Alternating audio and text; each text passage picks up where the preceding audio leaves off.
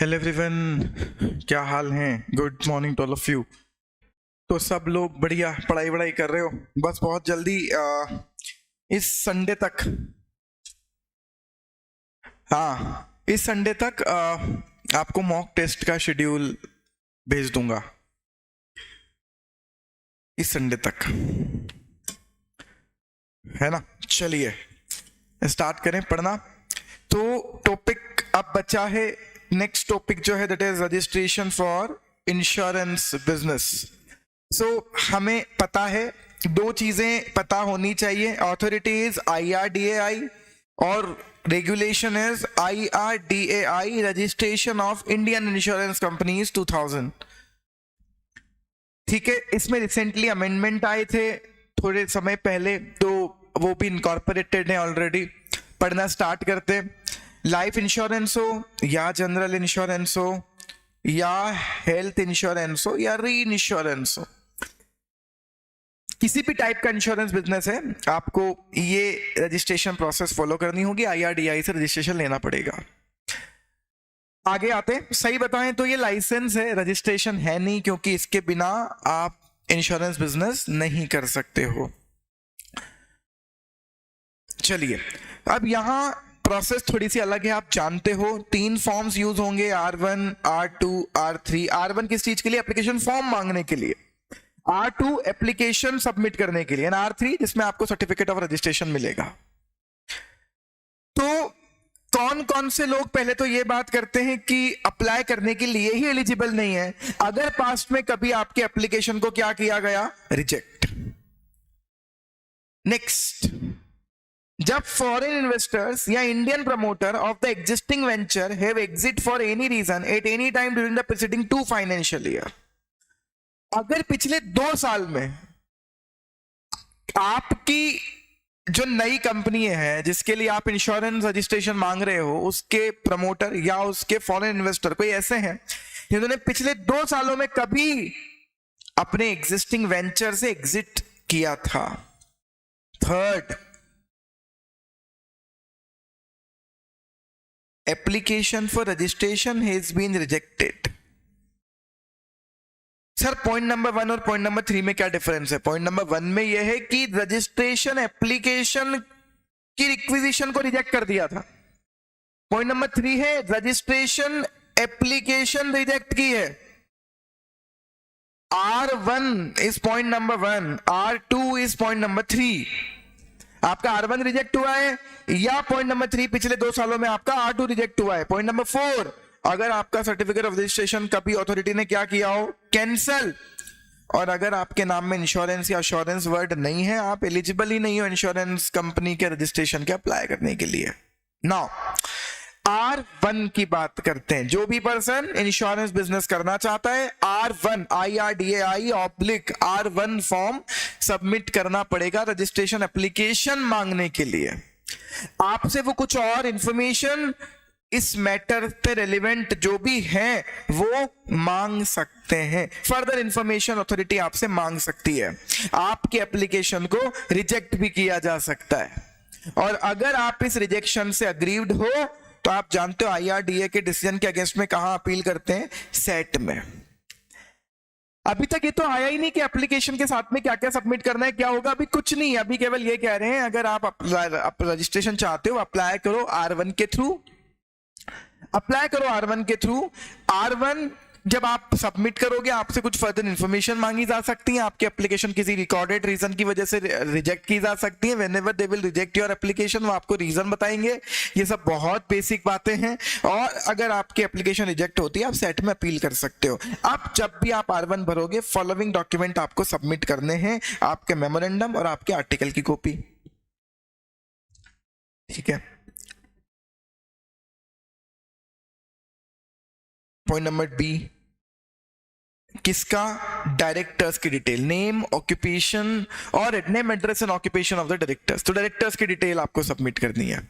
Point number 3, certified copy किसकी? आपकी annual report of Indian promoters and the foreign investors पिछले 5 साल की। देखो भैया, इंश्योरेंस बिजनेस के लिए बहुत अच्छी खासी नेटवर्थ चाहिए, आप जानते हो। आप जानते हो पेड अप कैपिटल कितनी चाहिए? 100 करोड़ अगर बचे हुए कोई भी बिजनेस है, और 200 करोड़ अगर बिजनेस कौन सा है? री इंश्योरेंस। इतनी कैपिटल चाहिए। तो आपके प्रमोटर बड़े बड़े लोग होंगे या फॉरेन के इन्वेस्टर्स होंगे। इंश्योरेंस सेक्टर में कितना एफडीआई अलाउड है बताएगा कोई? इंश्योरेंस सेक्टर में 74% एफडीआई अलाउड है। ठीक है, तो फॉरेन के इन्वेस्टर्स का जिक्र बार बार आता है, हो सकते हैं फॉरेन के इन्वेस्टर।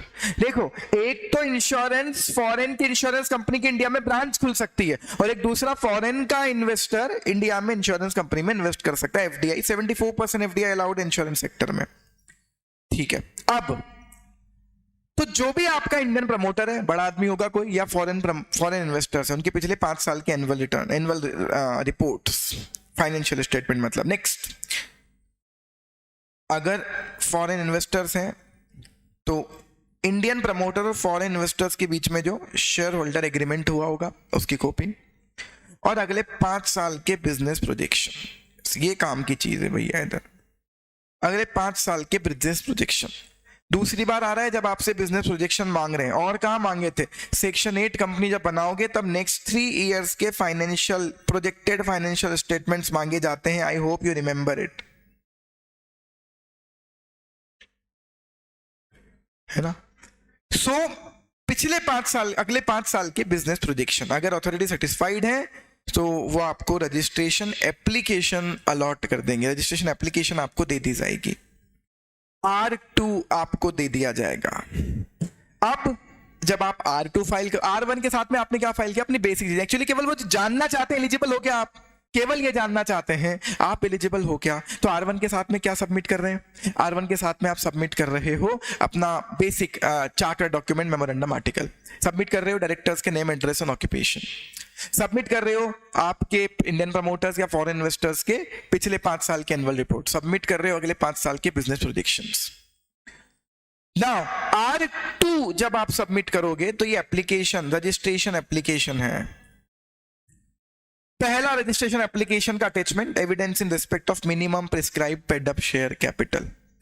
तो मिनिमम शेयर कैपिटल के रेस्पेक्ट में आपको एविडेंस देना पड़ेगा। दैट इज लाइक एफडी करवाओगे इतने अमाउंट की, या जो भी आपकी नेट ऑन फंड के रेस्पेक्ट में आपको एविडेंस देना है। 100 करोड़ चाहिए नॉर्मल बिजनेस के लिए, 200 करोड़ चाहिए री इंश्योरेंस बिजनेस के लिए। Point number 2, point B, share holders का चाहिए, क्या बोल सकते हो उसको, शेयर होल्डिंग पैटर्न, किसकी शेयर होल्डर की कितनी कितनी शेयर होल्डिंग है। नेक्स्ट, एफिडेविट, डिक्लेरेशन कौन देगा? एमडी, सीईओ या whole time director of Indian promoters and the foreign investor. Foreign investors की तरफ से डिक्लेरेशन, और एक जो इंडियन प्रमोटर है उसके एमडी, सीईओ और होल टाइम डायरेक्टर्स का एक एफिडेविट। क्या कि जो होल्डिंग है फॉरेन पेड अप कैपिटल की does not exceed 49% of the total paid up capital of the applicant company.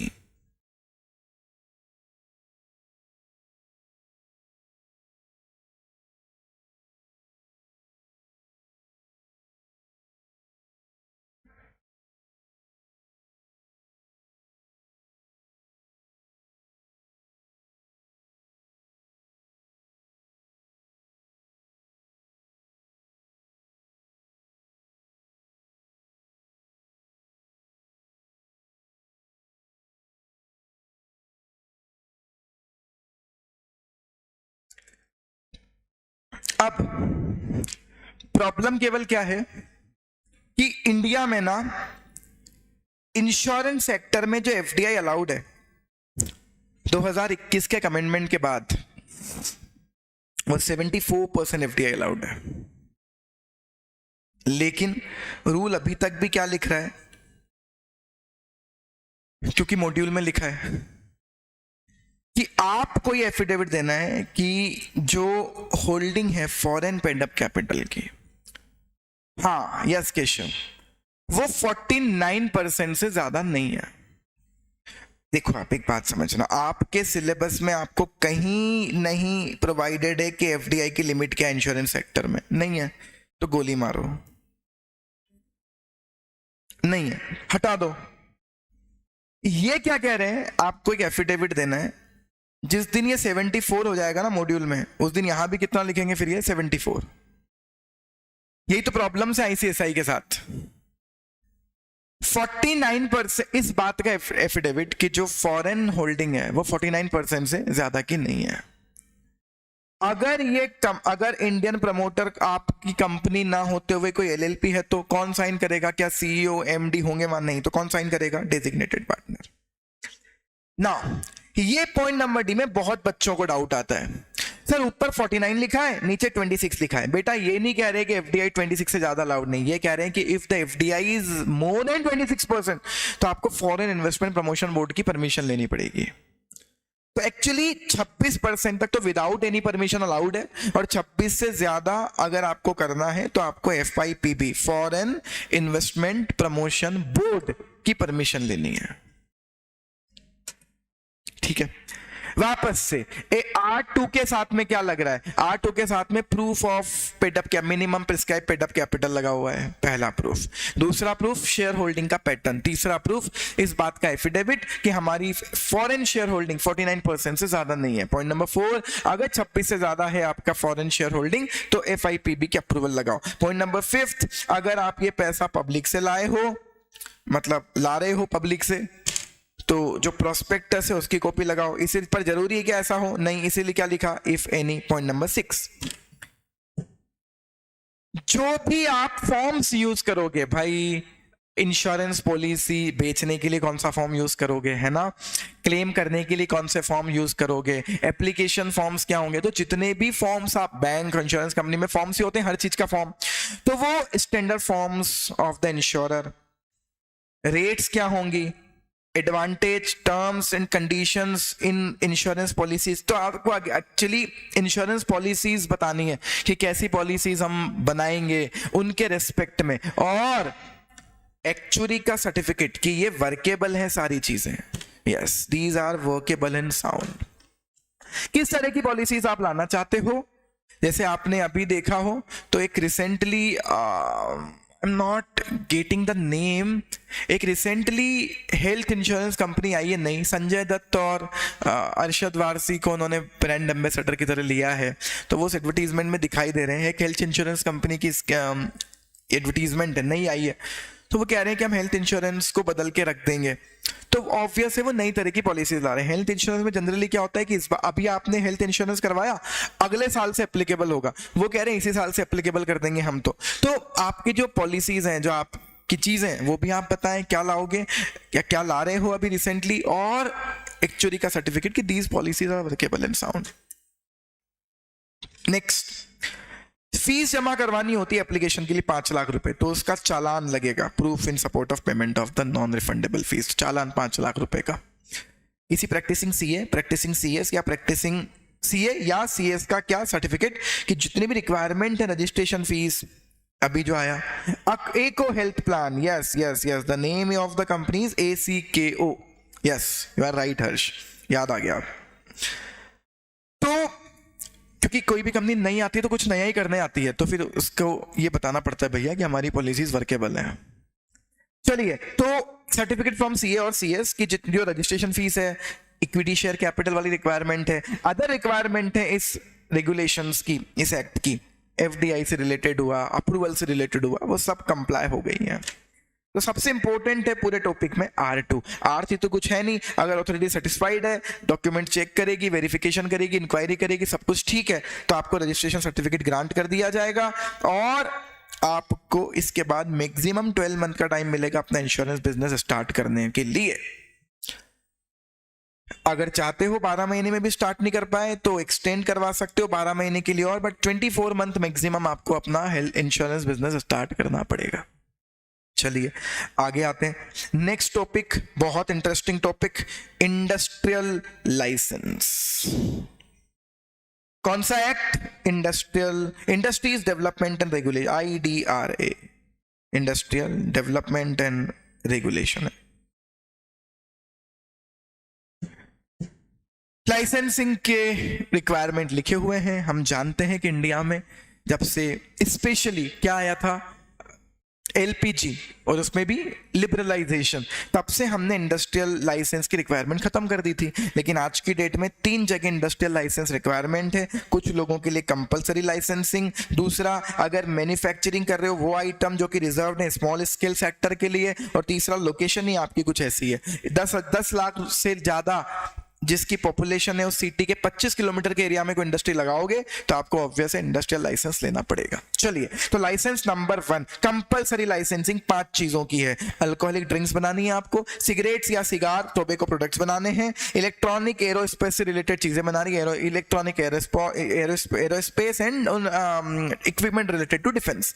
तो देखो बहुत काम की चीजें, कोई अल्कोहलिक ड्रिंक बना रहे हो, cigarettes, aerospace, electronic aerospace, defence related equipment, फिर अभी आगे क्या बोलते हैं, कुछ ऐसे पदार्थ जो एक्सप्लोजिव्स हैं, यस है ना, हमारी सेफ्टी है, स्ट्रेटेजिक रीजंस हैं, एंड फाइनली ऐसे केमिकल्स जो बहुत खतरनाक है, हजार्डस है। यस 100% शिवांश, दिवाली के फटाके एक्सप्लोजिव में काउंट होते हैं। हाँ बिल्कुल भैया, एक्सप्लोजिव्स हैं। आगे आते हैं, ये 5 काम करोगे आपको इंडस्ट्रियल लाइसेंस की रिक्वायरमेंट है, कंपल्सरी लाइसेंस की। पॉइंट नंबर 2, सरकार ने कुछ ऐसे आइटम्स स्पेसिफाइड कर रखे हैं जो केवल एसएसआई वाले लोग ही बना सकते हैं। SSI means small scale industry. MSME के लिए कुछ आइटम्स रिजर्व कर रखे हैं। अगर कोई लार्ज स्केल वाला व्यक्ति है, अब लार्ज किसे कहते हैं, एमएसएमई वाले चैप्टर में हमने पढ़ा है, सबसे कम micro, then small, then medium, और उनके अलावा जो भी है सब फिर लार्ज। तो लार्ज या सॉरी मीडियम इंडस्ट्री, मतलब सीधी सी बात, ये एमएसएमई के लिए नहीं, किसके लिए रिजर्व होते हैं आइटम, एमएसईज के लिए, माइक्रो एंड स्मॉल के लिए। अगर माइक्रो एंड स्मॉल के लिए रिजर्व्ड आइटम्स को कौन बना रहा है, मीडियम या लार्ज एंटरप्राइज, मैन्युफैक्चरिंग वाली चीजें ये सब, तो उसे भैया पहले लाइसेंस लेना पड़ेगा। इंडस्ट्रियल लाइसेंस लेके ही आप वो आइटम्स बना सकते हो। सर फिर मतलब ही क्या रहा, हम एमएससी को प्रमोट करना चाहते थे और इनको लाइसेंस दे दिया। लाइसेंस है ना, मतलब बिना सोचे समझे नहीं देंगे, और उसके बाद भी एक्सपोर्ट ऑब्लिगेशन लगाते हैं कि इंडिया में मत बेचना अपना माल तुम लार्ज वाले, इंडिया के बाहर मिनिमम कितना 50% एक्सपोर्ट करना इन आइटम्स का। कौन, ये लार्ज और मीडियम वाले जिनको लाइसेंस मिल भी जाए फिर भी 50% एक्सपोर्ट करना पड़ेगा। नेक्स्ट, लोकेशनल रेस्ट्रिक्शन आप जानते हो, 25 किलोमीटर के एरिया में ऐसी सिटीज जहां 10 लाख से ज्यादा की पॉपुलेशन है, 1991 की जनगणना के अनुसार, वहां के 25 किलोमीटर के एरिया में अगर कोई इंडस्ट्री लगाओगे तो इंडस्ट्रियल लाइसेंस रिक्वायर्ड होगा। पॉइंट नंबर, लेकिन एक्सेप्शन, अगर ये इंडस्ट्री आप इंडस्ट्रियल एरिया में लगा रहे हो, डेजिग्नेटेड इंडस्ट्रियल एरिया, अब पीथमपुर तो 25 किलोमीटर दूर नहीं है इंदौर से, पर पीथमपुर क्या है, इंडस्ट्रियल एरिया, वहां लगाओ, डेफिनेटली लाइसेंस की जरूरत नहीं है। सावेर रोड का इंडस्ट्रियल एरिया इंदौर में आ गया, अब तो कहां 25 किलोमीटर दूर है, 2.5 किलोमीटर भी दूर नहीं है, नहीं लाइसेंस नहीं लेना। और पॉइंट नंबर 2, अगर आपकी इंडस्ट्री ही नॉन पॉल्यूटिंग है, भवर कुआ पर आईटी पार्क बना हुआ है, सारी आईटी कंपनियां हैं, ऑब्वियस उनको थोड़ी इंडस्ट्रियल लाइसेंस लेना है। कौन सी एंटिटी जो नॉन पॉल्यूटिंग है, जैसे कि electronics banana, computer software, printing and other specified industries, ये नॉन पॉल्यूटिंग है, इनको लोकेशनल रिस्ट्रिक्शन एप्लीकेबल नहीं है।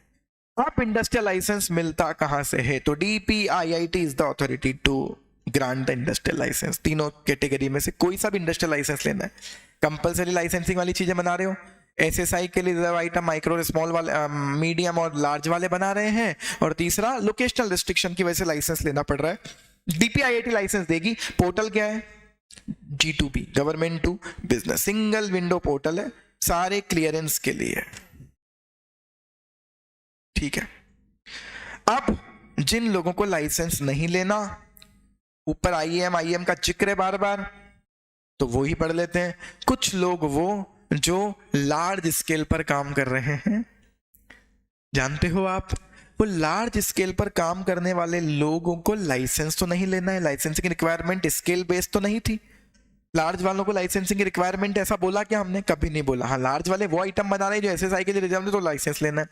तो लार्ज स्केल पर अगर आप काम कर रहे हो, मैन्युफैक्चरिंग वाले कब होते हैं लार्ज, जब आपका इन्वेस्टमेंट 50 करोड़ से ज्यादा और टर्नओवर 250 करोड़ से ज्यादा, आप हो जाते हो लार्ज स्केल। और अगर आप कोई लार्ज स्केल की नई फैक्ट्री, लार्ज स्केल वाला नया बिजनेस चालू कर रहे हो, बिजनेस ऑलरेडी है, नई फैक्ट्री डाल रहे हो या नया आर्टिकल बना रहे हो, तो आपको केवल सरकार से पूछना नहीं, बताना है। और बताने के लिए क्या यूज करते हैं? Industrial entrepreneur memorandum. मेमोरेंडम में केवल बता दो आप, और वो भी G2B पोर्टल पर फाइल होगा।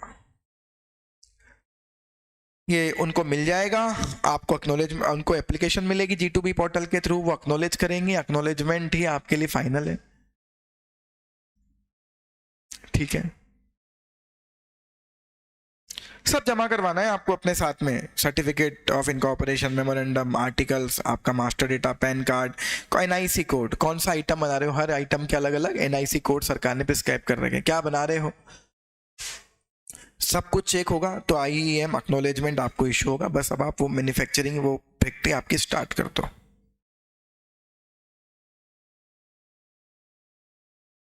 अब मुझे एक बात बताओ, अगर आपको IEM मिल गया, इसका मतलब क्या समझ हो? इसका मतलब गवर्नमेंट खुद भी मान रही है कि आपको किसी लाइसेंस की जरूरत नहीं होती, तो वो बोलते थे कि भैया यहां मत आओ, लाइसेंस लो। देखो, ये एक्नॉलेजमेंट है, ये इस बात का प्राइमा फेसी एविडेंस है कि आपके ऊपर कोई भी लाइसेंसिंग अट्रैक्ट नहीं होती। लेकिन क्या ये अपने आप में कोई क्लियरेंस है या अप्रूवल है इंडस्ट्रियल एक्टिविटी करने के लिए? नहीं, बिल्कुल नहीं। अगर आपको पोल्यूशन कंट्रोल बोर्ड से क्लियरेंस लेना, लेकर आओ, है ना, ये किसी चीज का क्लियरेंस नहीं है। इस बात का प्राइमा फेसी एविडेंस माना जा सकता है कि आपको अलाउ कर दिया है और आपको लाइसेंसिंग की जरूरत नहीं है। लेकिन ये क्या ये सारे क्लियरेंस हो गए, सब कुछ हो गया? नहीं। आपकी कोई क्लियरेंस IEM के थ्रू खत्म नहीं होगी जब तक स्पेसिफिक डायरेक्शन के थ्रू गवर्नमेंट ने बोल नहीं दिया हो कि भैया अगर IEM ले लिया तो पोल्यूशन कंट्रोल लाइसेंस मत लेना, पोल्यूशन कंट्रोल बोर्ड की परमिशन मत लेना। अदरवाइज तो ये केवल एक एक्नॉलेजमेंट है कि आपके ऊपर इंडस्ट्रियल लाइसेंस एप्लीकेबल नहीं है, आपने फिर भी हमें इंटीमेट किया, IEM लिया, आपको IEM दे दिया। प्राइमा फेसी एविडेंस है that your industry do not attract the compulsory licensing requirement. ठीक है, IEM लेने के बाद जब भी आप बिजनेस कमेंस करोगे, कमर्शियल प्रोडक्शन की डिटेल आपको जमा करवानी कि कमर्शियल प्रोडक्शन हमारा स्टार्ट हो गया। तो पार्ट A में आप अप्लाई करते हो बनाने के पहले, और जब आपका बन जाता है और जब आपका काम हो जाता है, काम चालू हो जाता है सॉरी, तो आप भरोगे IEM का पार्ट B। खत्म, सब काम होगा G2B पोर्टल पर। आगे आते हैं नेक्स्ट, बैंकिंग लाइसेंस, बहुत ही नॉमिनल सी चीज। बैंकिंग लाइसेंस कौन देगा? RBI। एक्ट कौन सा? Banking regulation act. क्या बात करते हो? हाँ, NBFC को लाइसेंस कौन देता है? RBI। एक्ट कौन सा लगता है? RBI act. बैंक्स के लिए कौन सा एक्ट लगता है? Banking regulation act, but the authority is RBI only. तो बैंकिंग कंपनी बनाने के लिए आपको कंपनी बनानी पड़ेगी या आप होने चाहिए foreign company. Minimum paid up capital कितनी चाहिए? यूनिवर्सल बैंकिंग लाइसेंस चाहिए 500 करोड़, और अगर कोई स्मॉल फाइनेंस बैंक का लाइसेंस चाहिए 200 करोड़। यूनिवर्सल बैंक आप समझते हो लाइक हमारी ICICI बैंक, नॉर्मल हमारी जितनी भी बैंक्स हैं, पर ये जना स्मॉल फाइनेंस बैंक है ना, ये छोटी छोटी जो बैंक्स, स्मॉल फाइनेंस बैंक जो आज की डेट में बन रही हैं, इनके लिए 200 करोड़ की नेटवर्क चाहिए। पेमेंट बैंक के लिए कितनी चाहिए? 100 करोड़ रुपए की, पढ़ा था हमने। नेक्स्ट, आपको अलाउ करेंगे किसी भी बैंकिंग कंपनी को अलाउ करने के पहले उन्हें देखना है ये आप 5 कंडीशन सेटिस्फाइड करते हो या नहीं करते। Point number 1, subscribe capital authorise की आधे से कम नहीं होनी चाहिए। पेड अप कैपिटल सब्सक्राइब की आधे से कम नहीं होनी चाहिए। कैपिटल मतलब क्या? Equity shares as well as preference shares. पर ये बिल्कुल समझ नहीं आ रहा। इसका मतलब ये भैया कि अगर आपकी सब्सक्राइब कैपिटल लाइक अगर आपकी ऑथराइज कैपिटल 2000 करोड़ है, तो क्यों रख रहे हो 2000 करोड़ जबरन में? मिनिमम आधी तो क्या होनी चाहिए? एटलीस्ट 1000 करोड़ रुपए की क्या हो सब्सक्राइब्ड कैपिटल, और एटलीस्ट उसका आधा क्या हो? Paid up capital. Capital of the company में consist of ordinary equity share as well as preference share. Point number 4 I think हमने पेमेंट बैंक में पढ़ लिया था, किसी भी पर्सन के पास 10% से ज्यादा वोटिंग पावर नहीं हो सकते। तो ये बैंक पेमेंट बैंक में क्यों आया था? मैंने पढ़ाया था आपको, पेमेंट बैंक में ऑलमोस्ट बैंक के रूल्स लगते हैं, तो 10% से ज्यादा वोटिंग पावर किसी के शेयर होल्डर के पास नहीं हो सकता।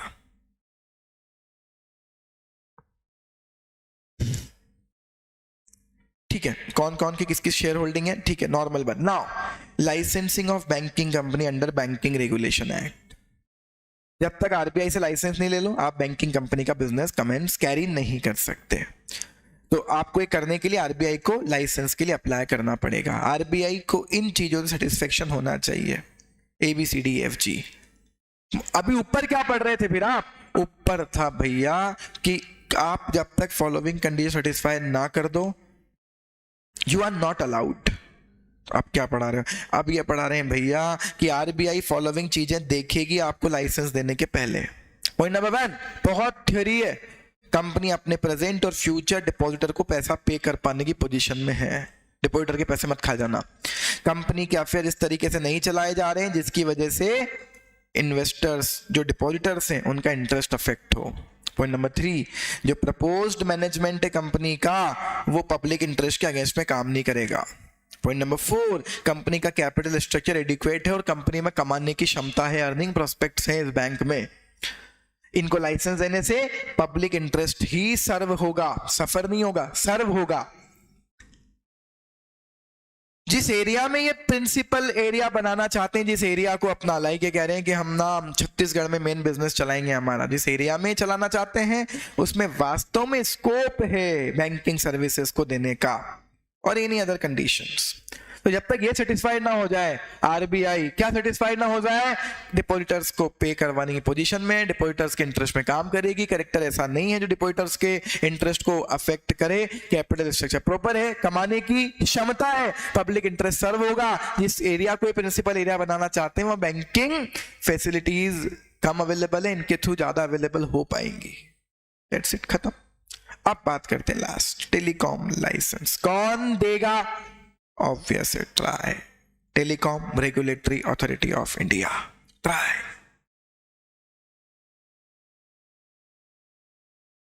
बिजनेस एंटिटी जिसको भी कोई टेलीकॉम सर्विस देनी है, टेलीकॉम कंपनी है ना, लाइक आइडिया हुआ, वोडाफोन हुआ, एयरटेल हुआ, जियो हुआ, इनको तो ट्राई से लाइसेंस लेना ही है। लेकिन हमें ये नहीं पढ़ा रहे, हमें पढ़ा रहे ये लोग टेली बैंकिंग, टेली मेडिसिन है ना, कॉल सेंटर, बीपीओ वाले लोग, इन लोगों को भी टेलीकॉम लाइसेंस लेना पड़ता है। इन लोगों को इस रेगुलेशन में, टेलीकॉम लाइसेंस के रेगुलेशन में क्या कहा जाता है?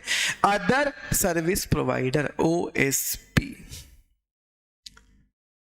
ठीक है, तो ट्राई इन लोगों का रेगुलेटर है, हम जानते हैं। ये लाइसेंस कौन देता है?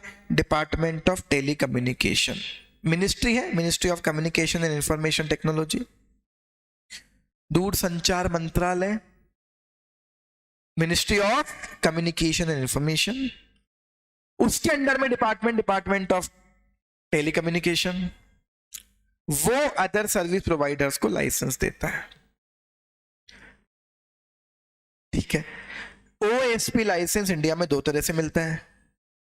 कुछ कंट्री इंडिया के बाहर की अपने यहां पर BPO डाल लेती हैं, कॉल सेंटर डाल देती हैं, और क्योंकि जबकि उनके कस्टमर भी बाहर के हैं, पर यहाँ क्यों डाल रही है? क्योंकि यहाँ लोग सस्ते मिलते हैं, टेलीकॉलर सस्ते मिलते हैं, है ना। मैं कई बार कहता हूं कि नो डाउट इंग्लिश अच्छी होनी चाहिए क्योंकि समय की जरूरत है, बट कभी भी अपने आप को ज्यादा समझदार बताने का जरिया इंग्लिश को मत बनाना, है ना। आप कितना अपने फ्यूचर में आगे बढ़ पाओगे बीइंग अ कंपनी सेक्रेटरी, वो डेफिनेटली डिपेंड करता है आपके कम्युनिकेशन स्किल्स पर। ऑब्वियस है, आपकी कम्युनिकेशन की लैंग्वेज 2 ही होती हैं इंडिया में, मेजर हिंदी और इंग्लिश, और इंग्लिश ऑब्वियस सुपीरियर वहां निकल जाती है क्योंकि सेक्टर ही, एनवायरमेंट ही ऐसा है आज की डेट में।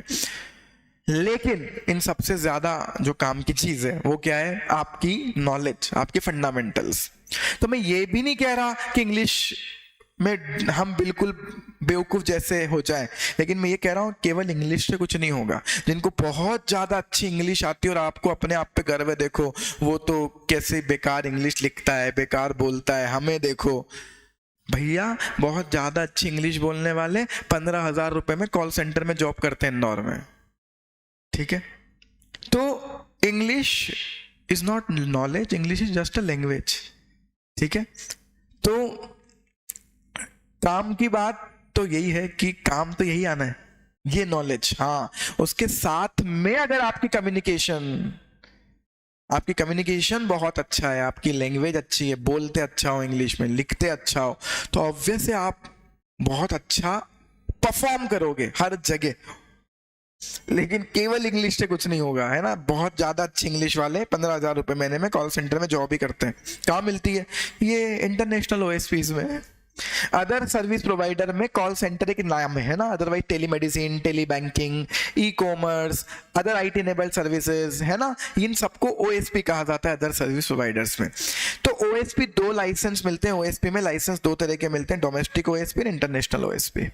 डोमेस्टिक ओएसपी जब आप सर्विसेज दे रहे हो इंडिया में लोकेटेड क्लाइंट्स को, और जब आप सर्विसेज दे रहे हो इंडिया के बाहर के क्लाइंट्स को तो कहते हैं इंटरनेशनल ओएसपी। होते हैं बहुत सारे इंटरनेशनल कॉल सेंटर इंडिया में बने हुए। नाउ ओएसपी अगर आप हो तो आपको ओएसपी लाइसेंस लेना पड़ेगा from department of technology under ministry of communication and information technology का डिपार्टमेंट है, डिपार्टमेंट ऑफ टेलीकम्युनिकेशन। उससे आपको ओएसपी का लाइसेंस लेना। कौन कौन ओएसपी? ऑलरेडी हम डिस्कस कर चुके, major, call centre and BPO.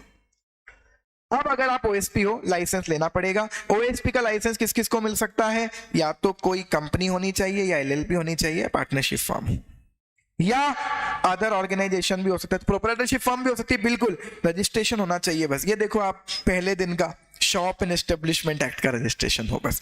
तो क्या प्रोप्राइटरशिप फर्म को मिल सकता है? बिल्कुल मिल, लिखा है ना, कंपनी, एलएलपी, पार्टनरशिप फर्म और organisation registered under shop and establishment act.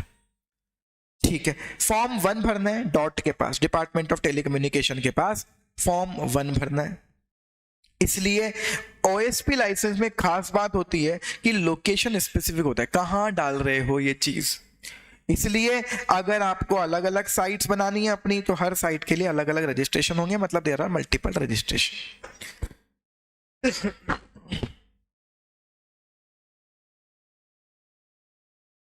Now documents क्या क्या रिक्वायर्ड है? बहुत बेसिक चीज, चार्टर डॉक्यूमेंट, मेमोरेंडम आर्टिकल, अगर कंपनी है तो, एलएलपी है तो आपका एलएलपी एग्रीमेंट, आपके पार्टनर और डायरेक्टर्स की लिस्ट, और आपका शेयर होल्डिंग पैटर्न। कंपनी है तो, पार्टनरशिप है तो ऑनरशिप की डिटेल्स। ये सारे डॉक्यूमेंट आपको या तो अपने डायरेक्टर से, या अपने ऑडिटर से, या किसी कंपनी सेक्रेटरी से सर्टिफाई भी करवाने। तो डॉट को जब जमा कराओगे डॉक्यूमेंट, तब ये सर्टिफाई होने चाहिए आपके डायरेक्टर द्वारा, या आपके सीएस द्वारा, या आपके ऑडिटर द्वारा।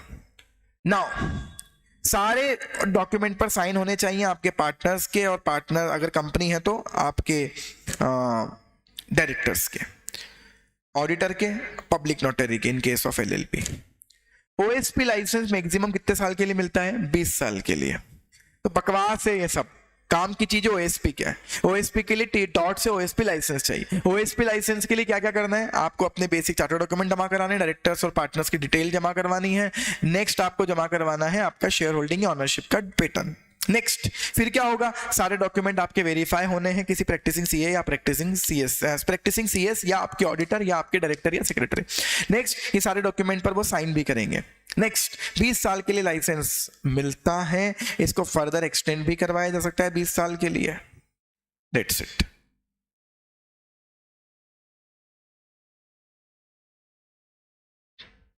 ठीक है, अगर आपके यहाँ कुछ इंडस्ट्रियल डिपार्टमेंट हैं जो कहते हैं कि स्टेट लेवल अप्रूवल भी चाहिए, तो वो लग सकती है। अदरवाइज ये तो एक सेंट्रल लेवल का रजिस्ट्रेशन है, सेंट्रल गवर्नमेंट के अकॉर्डिंग काम करने वाली है। बट अगर आपके स्टेट में कोई स्पेसिफिक रिक्वायरमेंट है तो वहां पर आपको स्टेट इंडस्ट्रियल डिपार्टमेंट से भी लाइसेंसिंग की जरूरत हो सकती है।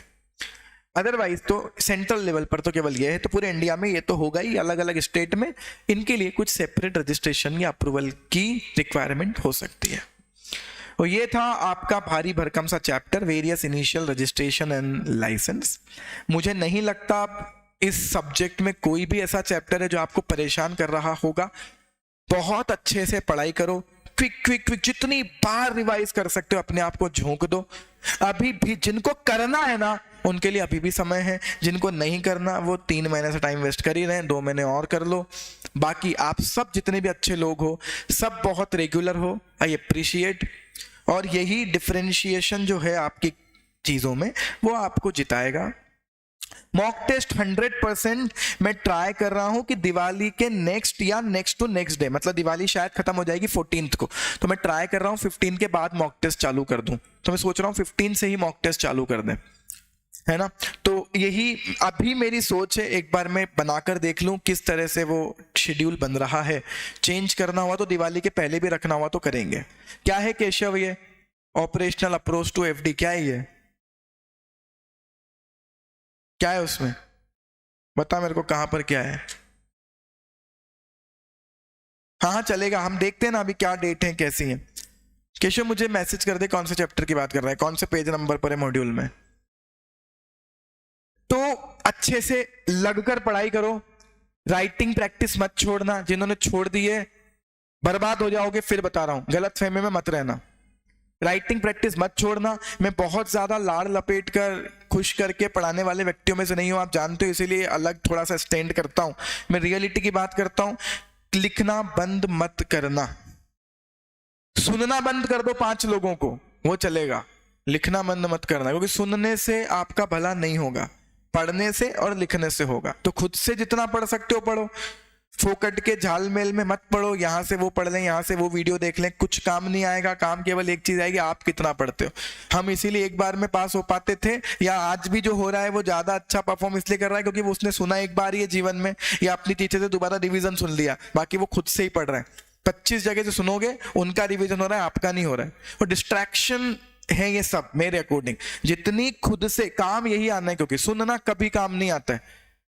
सुनना काम आता है बेसिक अंडरस्टैंडिंग डेवलप करने के लिए, उसके बाद लिखने के लिए, एक्सपर्टाइज नॉलेज के लिए। जितना खुद से पढ़ोगे उतना काम आएगा, जितना खुद से पढ़ोगे उतनी शार्पनेस बढ़ेगी आपके नॉलेज में। This is clear. और खुद से पढ़ो। इस सब्जेक्ट में किसी भी चैप्टर में और भी प्रॉब्लम है, आपको लगता है कि ये वाला चैप्टर और रिवाइज करवा दो, मुझे बता देना, I will do it. Otherwise जितना मेरे पास अब तक फीडबैक है, अधिकतर बच्चे 2 बार लेबर लॉ खत्म कर चुके, 2-3 बार ये पार्ट 1 खत्म कर चुके। तो मुझे लगता है आप सब अभी बहुत अच्छे लेवल पर हो, स्पेशली सब्जेक्ट में। अब बस रेगुलरली रिवीजन और मॉक टेस्ट में अच्छा परफॉर्मेंस, अब हो गया, बहुत बढ़िया। बस तो फिर बढ़िया पढ़ते रहो। I am always there, we all are here only. आप बताएं बस क्या करना है। कोई और भी कंसर्न है मुझे बता देना। आप बस जितना पढ़ सकते हो, जितना पढ़ सकते हो पढ़ लो। एसएल में इंपॉर्टेंट टॉपिक्स कर तो रहा हूं, जानवी मैंने मैसेज कर दिया ऑलरेडी ग्रुप पर। तो बस अब कल या परसों से सबसे पहले तो एफएम स्टार्ट कर रहा हूं, रेशियो एनालिसिस वाला चैप्टर। और फिर डेफिनेटली मैंने 30 अक्टूबर का शायद टाइम दिया है, तब से हम एसएल स्टार्ट कर देंगे। तो जितने भी इंपॉर्टेंट चैप्टर्स हैं, LODR, important means tough, LODR, ICDR, take over code, insider trading, ये जितने बड़े बड़े मेजर चैप्टर्स हैं जो परेशान करते हैं, ट्रबल क्रिएट करने वाले चैप्टर्स, डेफिनेटली मैं सब करवाऊंगा, डोंट वरी। चलिए, सो पढ़ते रहो, बहुत अच्छे से पढ़ते रहो। आप बिल्कुल टाइम वेस्ट मत करो। आप अगर अपना सपना पूरा करना चाहते हो तो आप बिल्कुल टाइम वेस्ट मत करो, और सुनो कम, पढ़ो और लिखो ज्यादा। चलिए मिलते हैं। Thank you so much, good day, bye.